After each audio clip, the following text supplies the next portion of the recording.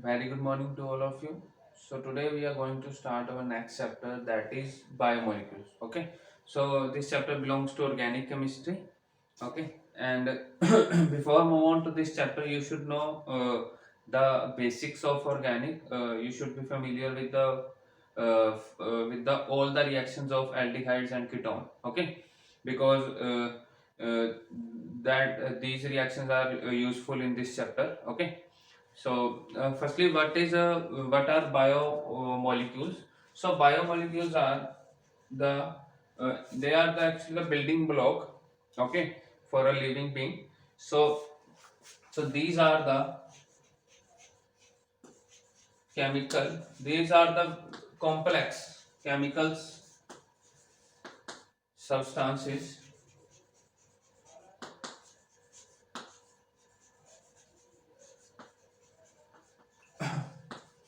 which forms the basis of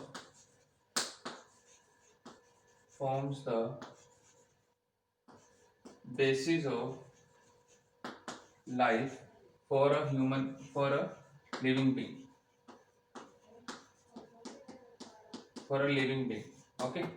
So they they not only form the basis of life for a living being, but they also responsible for their maintenance. Okay, so they are also responsible for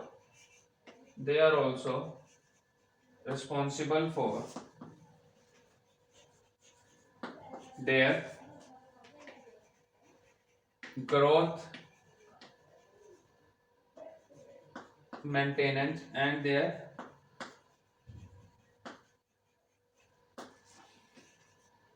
and how they reproduce. Okay, so this is a standard definition that biomolecules are the complex, lifeless chemical substances which forms the basis of life for a living being. They not only forms the basis of life, but they are also responsible for the growth, maintenance, and their reproduction. Okay, so biomolecules are of many types. Okay, there are a lot of examples of biomolecules. So some of the biomolecules are carbohydrates, like we have carbohydrates, and then we have proteins, nucleic acid, and we have vitamins, lipids, etc. Okay, so there are a lot of examples of biomolecules. So these all are the basis of life for a living being. Okay, they also maintain the growth, okay, of a living being. So uh, firstly we will discuss about this carbohydrate. Okay, what are carbohydrates and how many types of carbohydrates are there. Okay, so in biomolecules we also have some energy releasing or the energy transfer species. For example, we have ATP. Okay, ATP also a biomolecule. So firstly we will discuss about carbohydrates. So as the name suggests,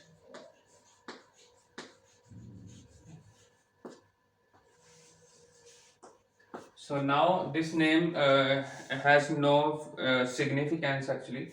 Okay, this name has no real significance because this name is carbo and hydrates. Okay, it means hydrates of carbon. Okay, so this name stands for hydrates of carbon. But carbon, uh, as we all know, that is not able to form any hydrate. Okay, carbon is not able to form any hydrate. So the old definition on the basis of its own name is the old definition. Okay, and then we have the modern definition after covering all the limitation of the old definition. So the general formula for carbohydrates is uh, CXH2O Y. Okay, this is the general formula. Now, carbohydrates are both available in human beings as well as plants, but uh, their you can say most of their presence is more in plants as compared to human beings. Okay, So in plants, they synthesize carbohydrate with the help of photosynthesis. Okay, and the reaction is X CO2 plus Y H2O gives CX H2O Y plus XO2. Okay, so this is the whole reaction in the presence of H nu. In the presence of sunlight, they prepare their food. Okay, and this is carbohydrate. Carbohydrates. Okay. So the old definition was on the basis of this formula. Okay. So the old definition says that carbohydrates are old definition. So according to the old definition, carbohydrates are the substances. Okay. Carbohydrates the substances are the substances made up of made up of carbon, hydrogen, and oxygen, in which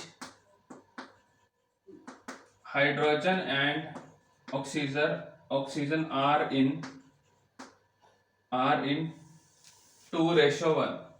Okay, they have the same ratio as they have in water, that is 2 ratio 1. Okay, so the general formula will be CXH2OY. Okay, according to this old definition, the general formula for the carbohydrates is CXH2OY. Okay, it was founded that the general formula is CXH2OY, but the main limitations are the main limitations of this formula are the first is on the basis of the first and second limitation is actually on the basis of this formula. Okay, so there are some carbohydrates which are present. Okay, but they doesn't have this general formula. Okay, they doesn't resemble with this general formula. For example, uh, we have deoxyribose. Okay, so deoxyribose is also carbohydrate present in DNA, deoxyribose nucleic acid, and its general formula is C5H10O4. Okay, now in this formula, the ratio of hydrogen to oxygen is not 2 ratio 1. Okay, the ratio is 10 ratio 4, which comes out to be 5 ratio 2. Okay, it is not equal to 2 ratio 1. So this doesn't follow this general formula. Okay, so it is the first limitation. The second limitation is also on the basis of the formula. So there are some compounds which follows this formula, but they are not carbohydrates. For example, we have acetic acid. Okay, acetic acid is a very famous example.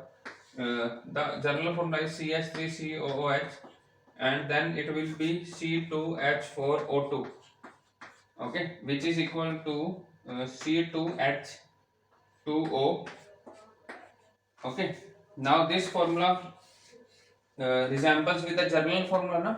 Here the ratio of hydrogen to oxygen is 2 ratio 1, but acetic acid is not a carbohydrate. Okay, so this general formula is not a criteria to check whether it is carbohydrate or not. Okay, that is why this old definition fails. And the third, the most important limitation is that carbon doesn't form any hydrate. Okay, carbon doesn't form any hydrate. So these are the three main limitations, and you have to write in your notebook one by one all the three limitation in your own words. Okay, so these are the three main limitations, and then we have the modern definition of carbohydrate. Now what is the modern definition? So carbohydrates are the polyhydroxy. They are the optically active. Firstly, they are optically active. Okay, they can easily rotate the plane polarized light. The modern definition is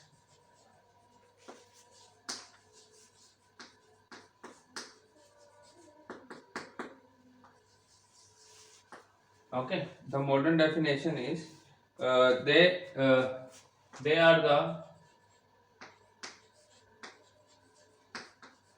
optically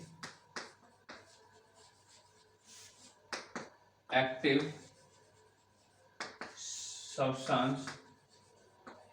Okay, they are the optically active polyhydroxy polyhydroxy. Okay, polyhydroxy means there are many OH groups. Okay, polyhydroxy aldehydes or polyhydroxy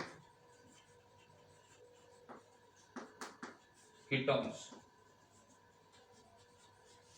Okay, so this is the modern definition that they are the optically active substances with which are polyhydroxyaldehyde. Okay, or it may be polyhydroxy ketone. Okay, तो polyhydroxyaldehyde भी हो सकता है, polyhydroxy ketone भी हो सकता है. Okay, so uh, these are the main examples. Okay, so carbohydrates are further of many types. Carbohydrates are also known as saccharides. Okay, carbohydrates are also known as saccharides. Now, saccharides comes from a word that is known as came from a word saccharon. Okay, saccharon. I think Y saccharon, which means sugar. Okay, which means sugar. Saccharon. So they are known as saccharides. They are also known as saccharides. Now, these saccharides are further divided into many parts. Okay, or these carbohydrates are of many parts. The first is monosaccharides. Monosaccharides.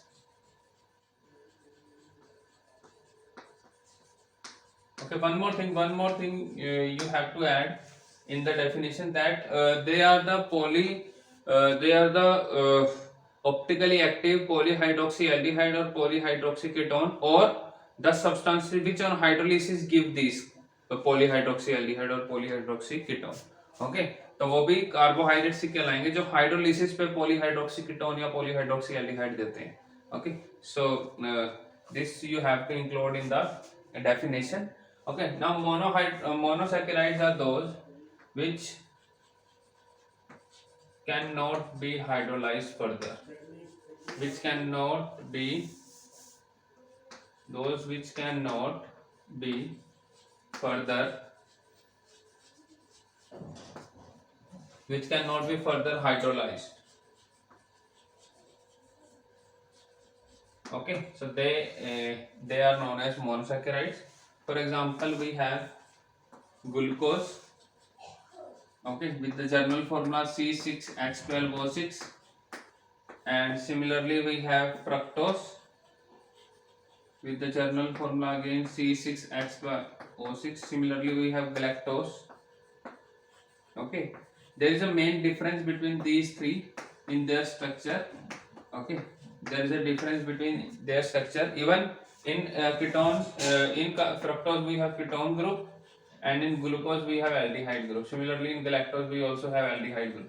Okay, so this and there is also a difference in the structure also. Okay, in the arrangement of the hydroxy group there is a difference. We will discuss about the structure also later. Okay, so these are the monosaccharides, and then we have oligosaccharides. Okay, and oligosaccharides are further of 2 or 3 types, like we have disaccharide, trisaccharides, and tetrasaccharides. Okay, so there is no need to learn about further pentasaccharide or hexasaccharide. Okay, we will discuss only 1 or 2 like disaccharide and trisaccharide. Okay, these are the most important ones. So oligosaccharides are those which can be easily hydrolyzed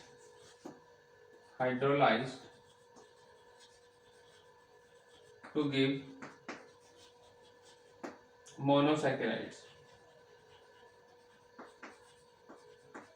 Okay, so these are the substances, or these are the carbohydrates which can be easily hydrolyzed to give 2, 3 or more monosaccharides. Okay, now oligosaccharides are further of many types.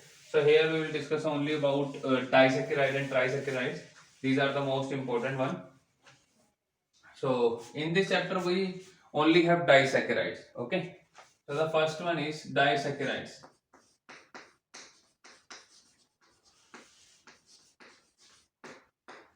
So disaccharides are those which upon hydrolysis gives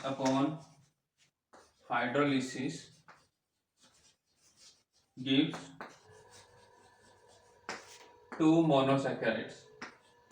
Okay, two monosaccharides, and these two monosaccharides may be different or same. Okay, depending upon the disaccharides we have. So first the examples are sucrose. Okay, and the general formula is of disaccharides is C12H22O11. This is the general formula we have, C12H22O11. Okay. Now sucrose can easily hydrolyze to give glucose and fructose. Similarly, we have maltose. Okay, maltose will give uh, two glucose units. Okay, and then we have lactose. Lactose give one glucose and one galactose unit. Okay, so these are the main three examples: sucrose, maltose, and lactose. These all have the same general formula, that is C12H22O11. But again I'm saying that there is a difference between their units. Okay, between their monosaccharides when they will hydrolyze. Okay, for example, this sucrose gives glucose and fructose. Similarly, this maltose will give two glucose units. Similarly, this lactose give glucose as well as galactose unit. Okay, so we'll discuss after some time their structures also. And then we have trisaccharides. Okay, so trisaccharides are which can easily hydrolyzed to give upon hydrolysis gives three monosaccharides.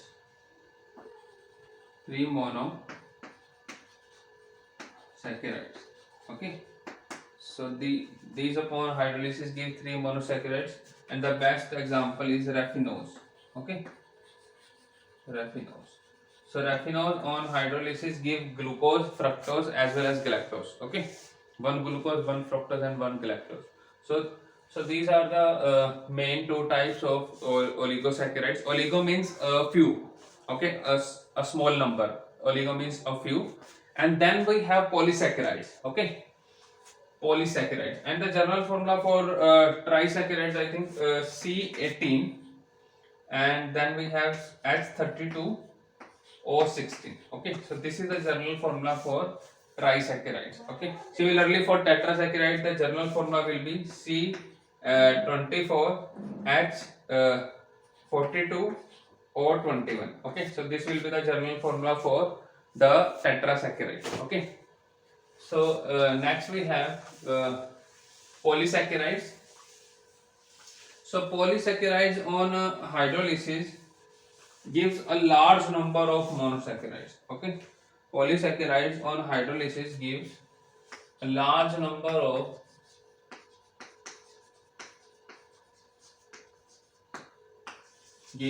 upon hydrolysis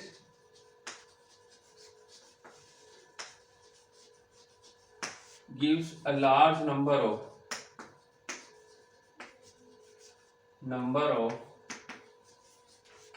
monosaccharide unit.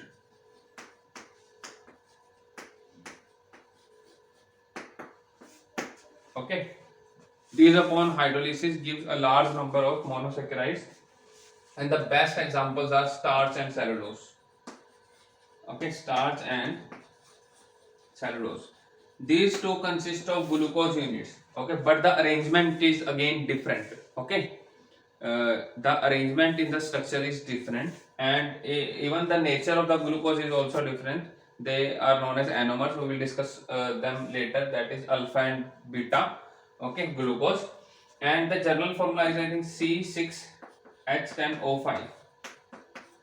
Okay, and C6 H10O5, and where this N ranges from 100 to near about 3000.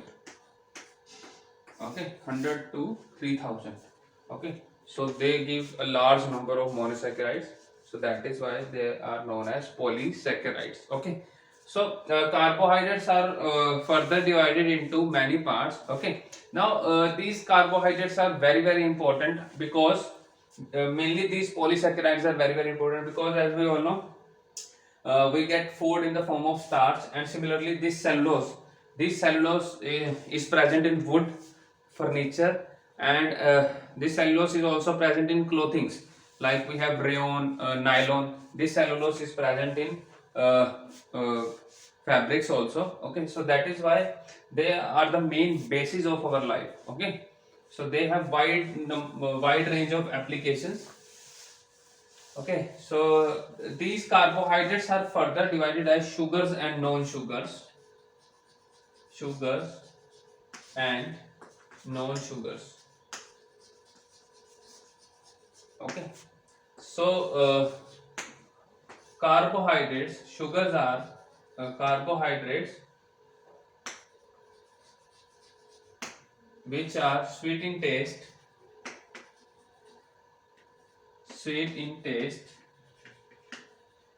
and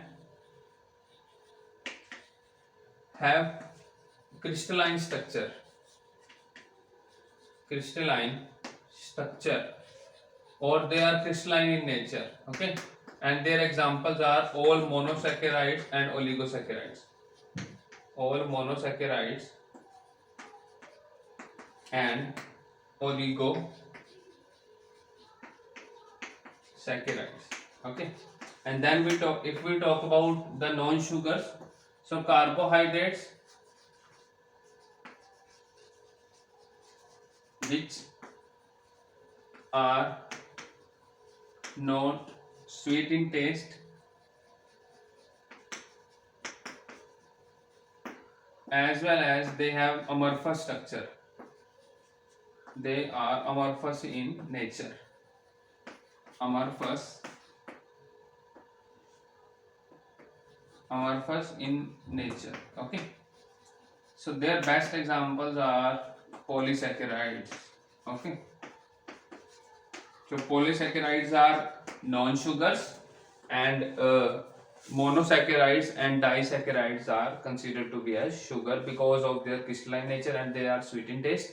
And non-sugars are the polysaccharides are non-sugar because they are of amorphous. They have amorphous structure. Okay, the structure is not regular. As we all know, what are the difference between crystalline and amorphous structure? Okay, and they are also not sweet in taste. Okay, now there is also a classification that is reducing and non-reducing sugar. Okay, so reducing and non-reducing sugars uh, are these sugars are further classified as reducing and non-reducing sugar. So reducing and non-reducing sugars. Okay, now what are reducing and non-reducing sugars? So as we all know, these carbohydrates contain aldehyde as well as ketonic group. Okay, so they can be used as a very good reducing agent. Okay, they can easily reduce toluene reagent.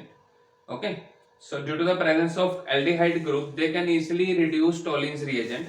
So if their aldehyde group is free, then they can easily reduce toluene reagent and are known as reducing sugars. But if their aldehyde group uh, is uh, is uh, is in bonding, okay, then it is not free to reduce toluene reagent, then they are considered as non-reducing sugar. Okay, we can easily predict whether it is reducing or non-reducing with the help of their structure only. Okay, we cannot predict without uh, without drawing the structures. Okay, so if we talk about reducing sugars, so the sugars which can easily reduce toluene reagent, we have Fillings filling reagent, etc. Okay, filling reagents, etc. Okay, are known as reducing sugars, and the best examples are monosaccharides, all monosaccharides, and some disaccharides also considered to be as reducing sugar, like we have maltose and lactose. Okay, so if we talk about maltose and lactose, their two units are attached with each other, but in one of the unit, one aldehyde group is free. Okay, it is not involved in bonding. That is why it can easily reduce toluene reagent. But if we talk about non-reducing, they their uh, aldehyde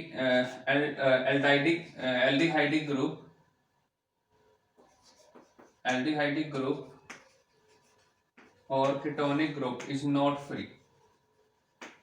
Group is involved in bonding, so they cannot reduce any reagent. Okay, and the best example is, keep in your mind, sucrose. Okay, sucrose is non-reducing sugar. Similarly, our polysaccharides are also non-reducing. Okay, as we all know, polysaccharides तो sugar होते ही नहीं है. So non-reducing sugar and reducing sugar. Non-reducing sugar का best example जो है वो sucrose है, because sucrose, as we all know, sucrose consists of glucose and fructose. So the bonding between glucose and fructose is such that is like that it's both the aldehyde group which are present in glucose and fructose are connected with each other. Okay, they are involved in bonding. That is why they are not free to reduce toluene reagent or any other reagent. Okay, so that is why they are considered to be as non-reducing sugar. Okay, so we come you will come to know later the structures of glucose, fructose and all the disaccharides, and then you will get to know that how they are reducing and non-reducing in nature. Okay, so this is all about the main basic of carbohydrates. Okay, and in the next class we will discuss about the structures. Okay, about the open structure of glucose and what are the evidences of the number of carbon atoms which are present, number of OH groups are present, and how this open structure is not valid. Okay, and there are some limitations of this open structure. That is why we have to draw the cyclic structure of glucose. Okay, so I hope you found this lecture very helpful, and thank you so much for watching the lecture.